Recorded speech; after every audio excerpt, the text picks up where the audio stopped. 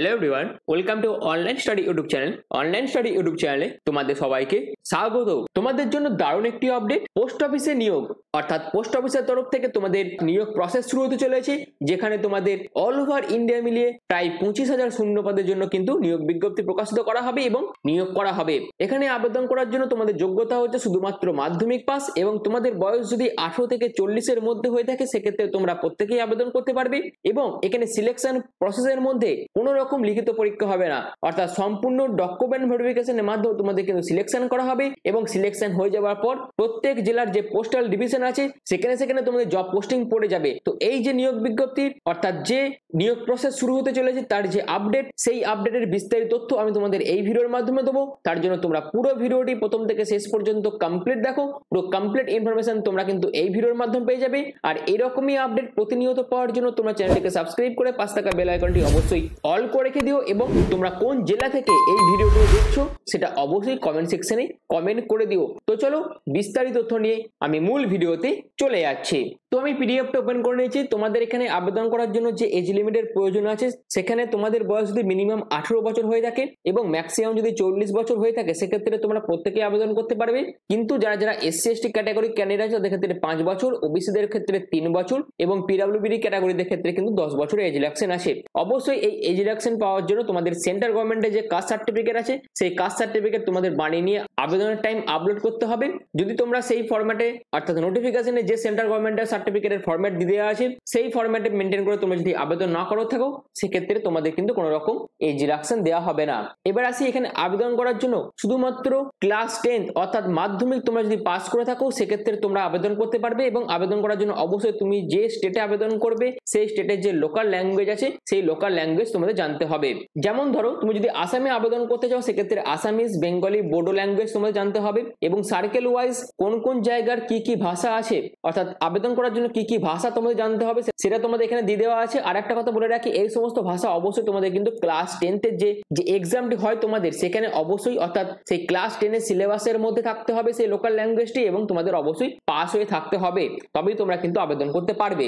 এবার যারা north east থেকে আবেদন করবে তার মধ্যে মেঘালয় পেয়ে যাবে এবং মেঘালয়তে আবেদন করার জন্য কি কি লোকাল ল্যাঙ্গুয়েজ তোমাদের জানতে হবে সেগুলো দিয়ে দেওয়া আছে। ত্রিপুরা থেকে যারা আবেদন করবে তাদের ক্ষেত্রে বেঙ্গলি এবং কাক বারাক এই সমস্ত লোকাল ল্যাঙ্গুয়েজ তোমাদের জানতে হবে এবং অবশ্যই ক্লাস 10 এ পাস হয়ে থাকতে হবে আবেদন করার জন্য। যারা ওয়েস্ট বেঙ্গল থেকে আবেদন করবে তাদের ক্ষেত্রে বেঙ্গলি ল্যাঙ্গুয়েজ জানতে হবে, সিকিম থেকে হয়ে থাকলে নেপালি, ভুটানি, লাপচা এই সমস্ত ল্যাঙ্গুয়েজ জানতে হবে অথবা ইংলিশ তোমাদের জানতে হবে। দার্জিলিং ডিভিশন আবেদনের ক্ষেত্রে তোমরা যদি বেঙ্গলি বা নেপালি ল্যাঙ্গুয়েজ জেনে থাকো সেক্ষেত্রে তোমরা আবেদন করতে পারবে। জিটিএতে আবেদন করার জন্য অবশ্যই তোমাদের নেপালি ল্যাঙ্গুয়েজ জানতে হবে, অবশ্যই সেটা কিন্তু ক্লাস 10 তে পাস হয়ে থাকতে হবে।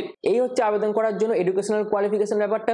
এখানে আবেদন করার জন্য তোমাদের যে সমস্ত ডকুমেন্টস এর প্রয়োজন আছে তার মধ্যে অবশ্যই রিসেন্ট পাসপোর্ট সাইজ ফটোগ্রাফের প্রয়োজন আছে এবং সিগনেচারের স্ক্যান কপির তোমাদের প্রয়োজন আছে যেটা তোমাদের জেপিজি ফরম্যাটে আপলোড করতে হবে এবং সম্পূর্ণ অনলাইন পদ্ধতিতে তোমাদের কিন্তু আবেদন করতে হবে। অর্থাৎ যবে থেকে এখানে আবেদন প্রসেস শুরু হবে সেখানে কিন্তু সম্পূর্ণ অনলাইন পদ্ধতিতে আবেদন করতে হবে এবং এদের অফিসিয়াল ওয়েবসাইটে ভিজিট করে রিক্রুটমেন্ট সেকশনে গিয়ে তোমরা কিন্তু আবেদনটি করতে পারবে। যেখানে অবশ্যই আবেদন করার জন্য সবাইকে প্রথমে তোমাদের রেজিস্ট্রেশন করতে হবে। রেজিস্ট্রেশনের টাইম তোমাদের অবশ্যই ভ্যালিড ইমেল আইডি এবং ভ্যালিড মোবাইল নাম্বারের প্রয়োজন হবে এবং পরবর্তীকালে তোমরা যখন সিলেকশন পাবে অর্থাৎ এখানে কিন্তু কোনো রকম রিটেন টেস্ট হচ্ছে না, সম্পূর্ণ ডকুমেন্ট ভেরিফিকেশনের মাধ্যমে তোমাদের নিয়োগ করা হবে। অর্থাৎ মাধ্যমিকের নাম্বার অনুযায়ী তোমাদের একটি মেরিট লিস্ট প্রকাশিত করা হবে এবং যাদের মেরিট লিস্টে নাম আসবে তাদেরকে কিন্তু এসএমএস এবং মেলের মাধ্যমে জানিয়ে দেওয়া হবে যে কবে কোথায় তোমাদের ডকুমেন্ট ভেরিফিকেশনটি করা হবে। তার জন্য অবশ্যই ভ্যালিড ফোন নাম্বার এবং ভ্যালিড ইমেল আইডি দিয়ে তোমাদের কিন্তু আবেদনটি করতে হবে এবং পরবর্তীকালে সেগুলো কিন্তু ওটিপির মাধ্যমে ভেরিফাইও করা হবে আবেদনের টাইম। এখানে আবেদনের জন্য তোমাদের আবেদন মূল্য যেটা লাগছে সেটা হচ্ছে 100 টাকা আবেদন মূল্য তোমাদের জমা করতে হবে।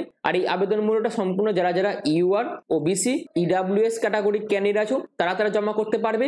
অবশ্যই অল মেলরা এই ক্যাটাগরির মধ্যে যারা আছো তারা এই আবেদন মূল্য জমা করবে। কিন্তু যারা ওমেন ক্যান্ডিডেট আছো, এসসি এসটি, পিডব্লিউডি ক্যাটাগরিদের ক্ষেত্রে কিন্তু কোনো রকম আবেদন মূল্যের প্রয়োজন নেই। আর এই আবেদন মূল্যটা সম্পূর্ণ অনলাইন পদ্ধতিতে তোমরা জমা করতে পারবে, যেখানে credit card, debit card, net banking, UPI use করে তোমরা কিন্তু আবেদন মূল্য জমা করতে পারবে। এবার আসি ডকুমেন্ট ভেরিফিকেশনের জন্য তোমাদের কি কি ডকুমেন্টস এর প্রয়োজন আছে। আবেদনের জন্য অবশ্যই তোমাদের ভ্যালিড মোবাইল নাম্বারের প্রয়োজন হবে এবং সেটা কিন্তু অবশ্যই ভেরিফাই করা হবে ওটিপি দ্বারা। এরপর তোমাদের ইমেল আইডির প্রয়োজন আছে, সেটাও কিন্তু ওটিপি দ্বারা ভেরিফিকেশন করে নেওয়া হবে। আধার নাম্বার কিন্তু ম্যান্ডেটরি নয়, যদি তোমাদের থেকে থাকে সেক্ষেত্রে দেবে, আদারওয়াইজ সেটা কিন্তু ম্যান্ডেটরি নয়। এরপর তোমাদের ক্লাস 10 এর সার্টিফিকেটের প্রয়োজন হবে, অর্থাৎ ক্লাস 10 এ তোমরা কত পার্সেন্ট মার্কস পাচ্ছ বা কত সাবজেক্ট ওয়াইজ কত নাম্বার পাচ্ছ এবং তার মার্কশিট এবং রেজাল্টের ডকুমেন্টস এর প্রয়োজন হবে। সেই সমস্ত নাম্বারগুলো দিয়ে তোমাদের আবেদন করতে হবে। হবে অবশ্যই তোমাদের স্ক্যান ফটোগ্রাফি অর্থাৎ নিজেদের রিসেন্ট পাসপোর্ট সাইজ ফটোগ্রাফ লাগবে, যেটা 50 কেবির মধ্যে হতে হবে, জেপিজি ফরম্যাটে হতে হবে, এবং সিগনেচারের স্ক্যান কপি লাগবে 20 কেবির মধ্যে হতে হবে, জেপিজি ফরম্যাটে হতে হবে। তো এই সমস্ত তথ্যগুলো দিয়ে তোমাদের কিন্তু আবেদনটি করতে হবে, এবং আবেদন করার জন্য এদের যে অফিসিয়াল ওয়েবসাইট আছে এই অফিসিয়াল ওয়েবসাইটে ভিজিট করে তোমরা কিন্তু আবেদন করতে পারবে। এবার তোমাদের যখন ডকুমেন্ট ভেরিফিকেশন হবে, সেই ডকুমেন্ট ভেরিফিকেশনের টাইম তোমাদের কি কি ডকুমেন্টস নিয়ে যেতে হবে সেটা কিন্তু এখানে বিস্তারিতভাবে বলে দেওয়া আছে। যেহেতু তোমাদের মাধ্যমিক যোগ্যতা এখানে সিলেকশন করা হবে, তার জন্য অবশ্যই মাধ্যমিকের মার্কশিটের তোমাদের প্রয়োজন আছে। আইডেন্টি প্রুফ হিসেবে যে কোনো একটি গভর্নমেন্ট আইডি কার্ড তোমাদের নিয়ে যেতে হবে, যেখানে ভোটার কার্ড হতে পারে, আধার কার্ড হতে পারে, প্যান কার্ডের মধ্যে যে কোনো একটি গভর্নমেন্ট আইডি প্রুফ তোমরা নিয়ে যাবে। যারা যারা কাস্টে বিলং করছো তাদের ক্ষেত্রে সেন্ট্রাল গভর্নমেন্টের কাস্ট সার্টিফিকেট, পিডব্লিউডি হয়ে থাকলে পিডব্লিউডি সার্টিফিকেট, ইডব্লিউএস হয়ে থাকলে ইডব্লিউএস সার্টিফিকেট, ট্রান্সজেন্ডার হয়ে থাকলে ট্রান্সজেন্ডার সার্টিফিকেট, অবশ্যই সমস্ত সার্টিফিকেট কিন্তু সেন্ট্রাল গভর্নমেন্টের যে ফরম্যাট আছে সেই ফরম্যাটে তোমাদের বানিয়ে নিয়ে এখানে ডকুমেন্ট ভেরিফিকেশনের টাইম নিয়ে যেতে হবে। অরিজিনালের পাশাপাশি সেলফ অ্যাটাচড ফটোকপি তোমাদের নিয়ে যেতে হবে। এরপর তোমাদের ডেট অফ বার্থ প্রুফের সার্টিফিকেট লাগবে, যেখানে ক্লাস 10 এর অ্যাডমিট বা সার্টিফিকেট তোমরা নিয়ে যেতে পারো। আদারওয়াইজ তোমাদের যদি ডেট অফ বার্থ সার্টিফিকেট থেকে থাকে সেক্ষেত্রে তোমরা সেটাও নিয়ে যেতে পারো। এরপর তোমাদের মেডিকেল সার্টিফিকেটের প্রয়োজন হবে। তো এই সমস্ত ডকুমেন্টস কিন্তু প্রয়োজন হবে যারা যারা শর্ট লিস্টেড ক্যান্ডিডেট আছে তাদের জন্য, এবং অবশ্যই তোমাদের যখন ডকুমেন্ট ভেরিফিকেশন করা হবে তখন তোমাদের কিন্তু এই সমস্ত ডকুমেন্টস নিয়ে যেতে হবে। এই হচ্ছে পুরো বিষয়টা। এবার আসে সিলেকশন হয়ে যাওয়ার পর তোমাদের এখানে প্রতি মাসে কত টাকা বেতন থাকবে।